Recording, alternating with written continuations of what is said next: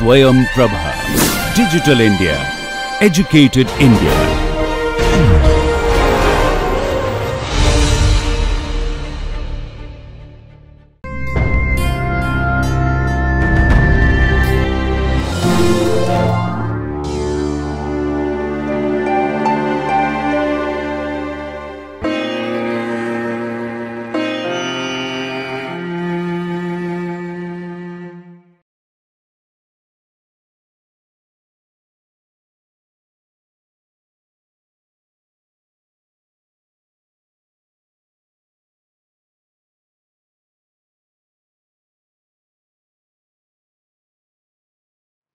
Hello, dear students. Today we are going to have a discussion on dimensions of learning, and this is the first part of this session. I'm Dr. Iram Khan, Assistant Professor at IASC Faculty of Education, Jamia Millia Islamia, New Delhi. So, whenever we are talking about dimensions of learning, we have to go ahead and see that what exactly Marzano's dimensions of learning are. And then we also will be studying about Bloom's taxonomy of thinking skills, because that particular thinking skills taxonomy is also mentioning a few of the things about the dimensions of learning. There is one more thing, which is the model of Marzano. Marzano has given a model on dimensions of learning. So we will study about that also in different parts of the lectures. So first of all, we are going to have a look on Marzano's dimensions of learning. So Marzano's categories of how people think is different from Bloom's, in a way that the categories do not build upon each other. Each cognitive category is just as important as the others. The dimensions of learning represent elements that Marzano believes are all worthy of focus and inclusion within a unit of study. So now we will just see that what are the dimensions of learning according to Marzano. So we are going to have a look on that. So dimensions of learning is a comprehensive model that uses what researchers and different theorists know about learning to define the learning process. It is an extension of the comprehensive research-based framework on cognition and learning described in the famous work of Marzano. It was in year 1988, and this work was titled as Dimensions of Thinking, a framework for curriculum and instruction. So this was something which was path breaking, and then it was also asked that what exactly are those dimensions. So there were 5 dimensions. The 5 dimensions of learning are essential to be there for a successful learning process. The dimensions framework is going to help a student or a teacher to maintain a focus on learning, then to for the study or the learning process, then plan the curriculum, instruction and assessment that takes into account the 5 critical aspects of learning. So we will be seeing them all one by one. So first dimension, which was given by Marzano, is about the attitudes and perceptions. Dimension 1, attitudes and perceptions. Attitudes and perceptions affect students' abilities to learn. For example, if students view the classroom as an unsafe and clumsy place, they will likely learn very little. Similarly, if students have negative attitudes about the classroom tasks or the assignments which are given during the classroom process, they will probably put little effort into those tasks. A key element of effective instruction then is to help the students to establish positive attitudes and perceptions about the classroom and about the learning. So we will see here, if you can just have a look on what exactly on the screen. The first dimension, which is attitudes and perceptions, if we categorize it into different parts, we can see that the first part is related to the classroom climate. And Under the classroom climate, we can see that the first thing or here which is mentioned as a point is acceptance by teachers and peers. So if a child is inside a classroom, he or she will be liking that classroom only if the person is comfortable inside the classroom, and the comfort level uh, happens once the child is very much familiar to the teacher and the teacher is also like familiar to the child. Both of them understand each other, and once this happens, the peer group also starts growing, so we start getting friends, so friendship happens. So the child who is not very much eager to go to the school earlier, once the teacher is liking him or her and he has got friends in the school, then the child will be likely happy to go to the school. Then the B point under the classroom climate is regarding the comfort and order. So that is also very much important. Basically, the infrastructure comes in this category. How good the classroom facilities are, how clean and how um, easygoing this classroom is, that is also very much important for a effective classroom. So the comfort level and the orderly manner is also very important if we want to build a positive attitude and the perception under the child. So then we should go to the next level or under this attitudes and perceptions dimension, and that is regarding the classroom task or the homework or the assignment which we actually give to our students. So how these are going to impact, to make a kind of impact on the child. So under this, the first point is value and interest. So if we are giving any assignment to a child or to a student, we have to see that what exactly are the values which are intact with this assignment, how much interesting this assignment is for the student. So if this assignment is interesting, she or he is liking that assignment, there is a possibility that the child will take much more interest in doing or in completing that assignment. Then we have got the ability and resources. So we have to see that also, that if we have given some homework or some task which is beyond the ability of the child, then there is a possibility that this person is not able to complete the assignment, and this will cause a kind of inferiority in that child. So we, being a teacher, we have to see that this assignment should be doable. There should be the ability, or there should be some sort of skill training or kind of teaching should happen before we assign some work. And then we have to see that if we have given some work, the important resources, the necessary resources to complete that sort of work is available with the child or not. So this was ability and resources point, and then we have got the clarity. So whatever home task or assignment is being given to a child, it should be very much clear to him or her. It should not be confusing. Otherwise, this confusion is not going to let the child to complete the assignment properly, and again there will be a kind of confusion, or maybe the sort of inferiority, and less interest will be given in the class, and the classroom task will not going to be accomplished. So this was the detail of the first dimension, which is attitudes and perceptions. Now let us go to the next dimension. This The next dimension is actually known as to acquire and integrate knowledge. What exactly this acquire and integrate knowledge has to say? When students are learning new knowledge, they must be guided in relating the new knowledge to what they already know.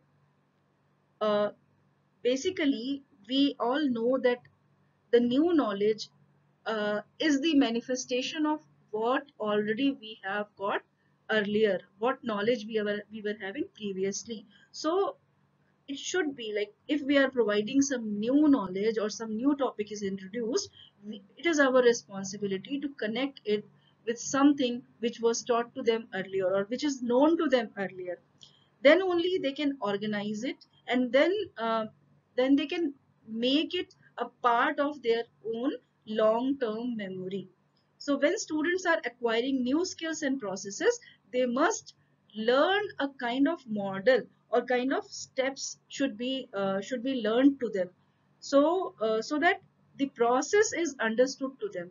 Then only they can do a kind of a similar task in future without any problem. So whenever we are like in case of mathematics, if we are teaching some sort of numericals, so only solving the numerical would not be the focus.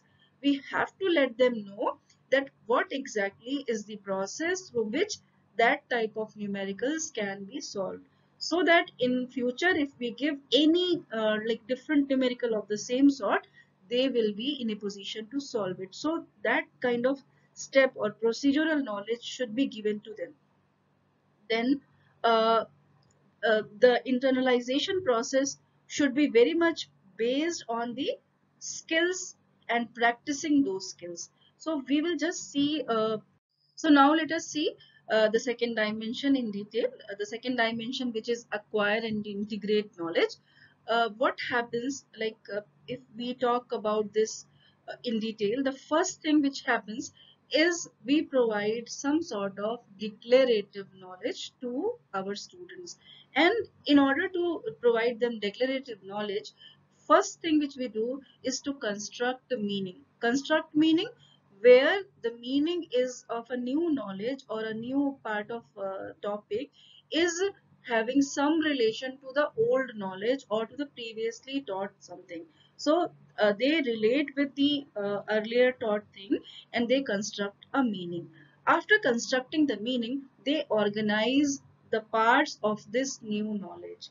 And after the organization, the creation of a model, a type of a process has happened, then they store that particular method or process in their long-term memory, and it is basically a kind of knowing that knowing of this particular new knowledge happens, and it is stored in the long-term memory. Then under this, the second sort of way or method which we follow is to provide the procedural knowledge. What is procedural knowledge? We basically construct models. We were saying that whenever we are teaching something new, we have to inform our students that what exactly is the basic thing which is to learn that process. So in case of a numerical, we have to tell them that what is the method or what is the way in which such sort of numericals can be solved, so that in the if the second time or third time we are providing them another numerical of the same sort with changed numerals, they will be in a position to shape their answer.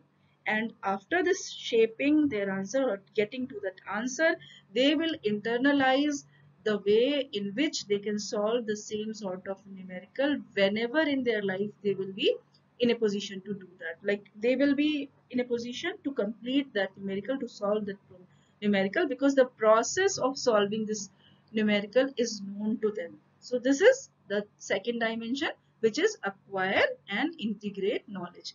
Now let us go to the next dimension, which is the dimension number 3, and this is named as extend and refine knowledge. So let us see what is extend and refine knowledge. Learning does not stop with acquiring and integrating knowledge.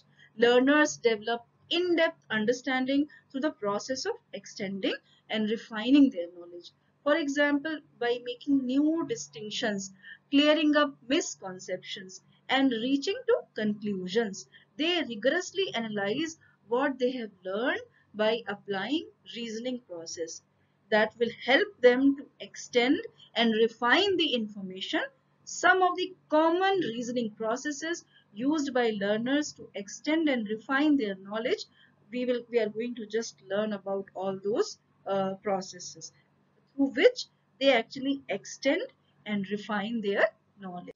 So on the screen you can see that there are certain processes which are listed. So the first process for making an extension and refining the knowledge can be comparing. So whenever we do we do our extension, like we extend our knowledge, we sort of do a comparison between the new knowledge and the earlier learned knowledge. So this comparing happens, and then after the comparing has happened, we sort of do a classification that okay, this thing, like this particular new thing which I have learned, this is belonging to this category. Suppose it's a sort of uh, theory or some sort of thing which is related to science, we make a classification and we put it in that category of, in our mind itself, we classify it in a particular subject or to a particular paper. So this classification happens. After this, we do abstract thinking. Whatever we have learned,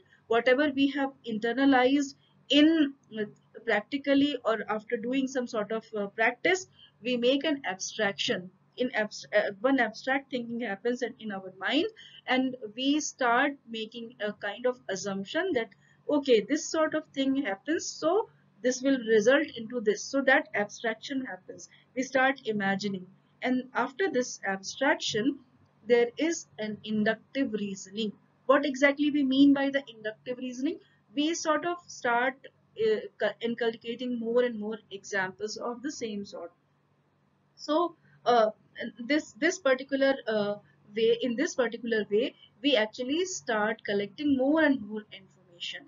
And after this collection of the information, our mind actually starts discarding, which is not that particular reason is discarded, which is not that much likely. So after the inductive reasoning, the deductive reasoning happens, and we actually make a consensus on the particular meaning of that sort of knowledge. So after this deductive reasoning has happened, we come to a kind of conclusion that this is the meaning of this new knowledge.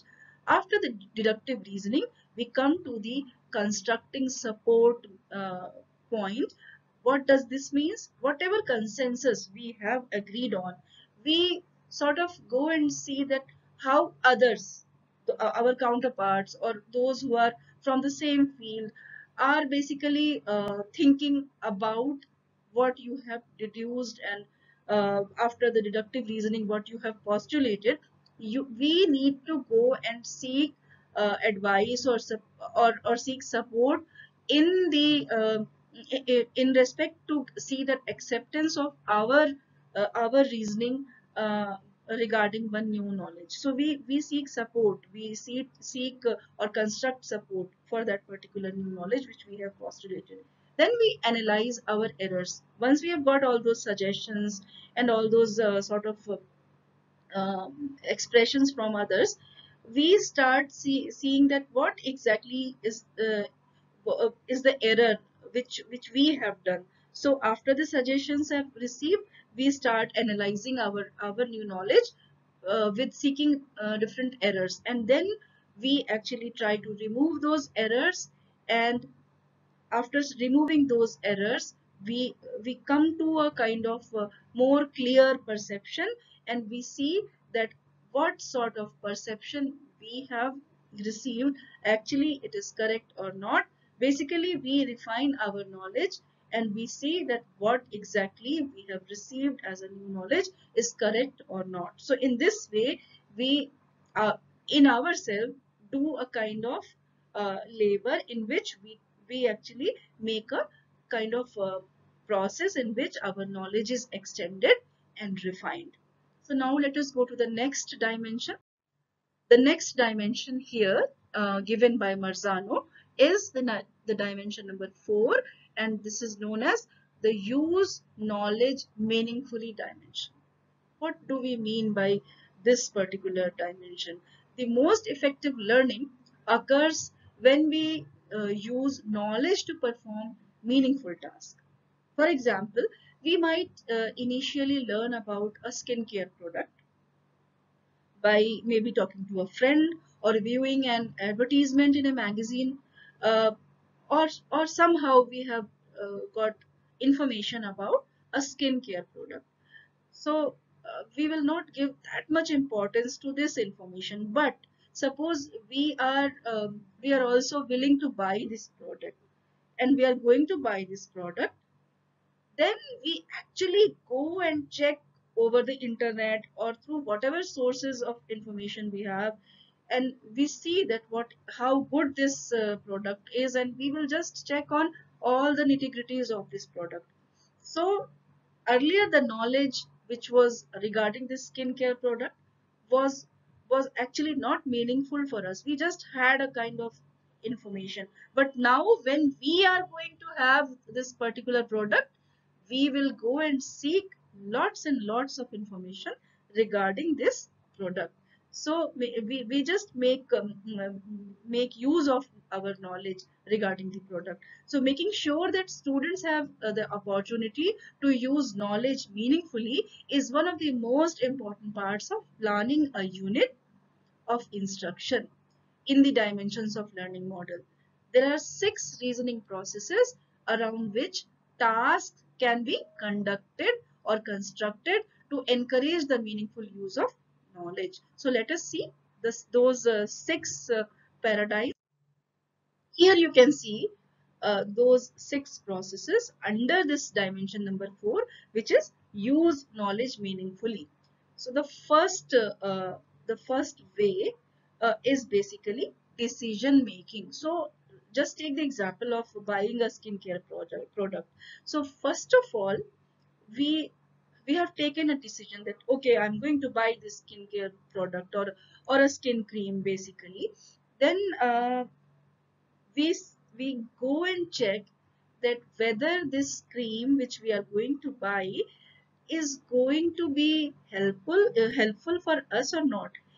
So we see that how good it will be to solve this sort of problem or to enhance uh, our beauty or anything which is related to the skincare product. So we do the problem solving. After decision making, we do the problem solving. We see that how helpful this particular thing regarding which we have taken a decision is going to happen. Then we go on invention. What is basically after problem solving this invention?